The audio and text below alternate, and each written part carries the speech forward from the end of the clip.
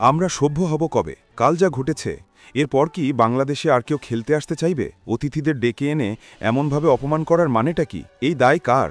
এই লজ্জার ভাগ নেবে কে?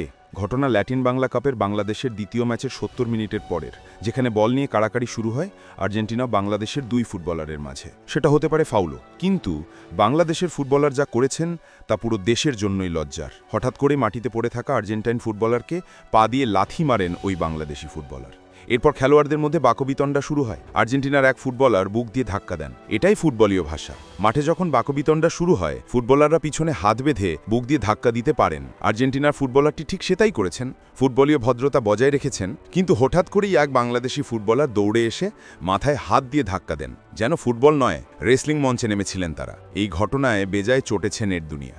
নেটিজেনরা বলছেন ওই দুই ফুটবলার মূলত ব্রাজিল ফ্যান এবং ব্যক্তিগত ক্ষোভ থেকে এমন ঘটনা ঘটিয়েছেন। অনেকে এটাও বলছেন সর্বশেষ কাতার বিশ্বকাপের মাধ্যমে বাংলাদেশ ও আর্জেন্টিনার মধ্যে গভীর এক ভালোবাসা তৈরি হয়েছে। বাংলাদেশকে নিয়ে আর্জেন্টাইনরা ভালোবাসার বহিঃপ্রকাশও করেছেন।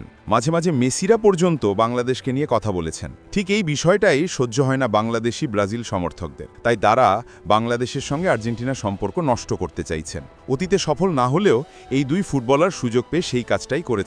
এই দুজন ব্রাজিল সমর্থক হওয়ায় মাঠে এমন কাণ্ড ঘটিয়েছেন, এটাই নেটিজেনদের দাবি। তাহলে কি ব্রাজিল সমর্থকরা এমনই? অন্যদের ভালোবাসা তারা সহ্য করতে পারেন না? তবে এর চেয়েও বড় লজ্জার বিষয় হলো মাঠের রেফারির আচরণ। ওই নির্দিষ্ট ঘটনায় পুরো দায়ী ছিল বাংলাদেশি দুই ফুটবলারের, কিন্তু রেফারি কেবল একজন বাংলাদেশি খেলোয়াড়কে রেড কার্ড দেন আর হাস্যকরভাবে দুজন আর্জেন্টাইন ফুটবলারকে রেড কার্ড দেখান। স্পষ্ট পক্ষপাতিত্ব। রেফারির এই লজ্জাজনক সিদ্ধান্ত বাংলাদেশের দ্বিতীয় গোলের সময়ও প্রমাণিত হয়েছে। যখন মানিক দ্বিতীয় গোলটি করেন, তার আগেই লাইন্সম্যান অফসাইডের ফ্ল্যাগ তুলে রেখেছিলেন, কিন্তু আশ্চর্যজনকভাবে সেটি অফসাইড না দিয়ে গোল হিসাবে গণ্য করা হয়। খেলা চলার ৭ মিনিট পর আর্জেন্টাইন কোচের দাবিতে গোলটি বাতিল করা হয়। রেফারির এই লজ্জাজনক সিদ্ধান্তের দায় নেবে কে? পাড়ার খেলাতেও তো এমন বাজে রেফারিং হয় না। শুরুর প্রশ্ন তাই আবারও, এরপরেও কি বাংলাদেশে খেলতে আসতে চাইবে আর কোনো দল?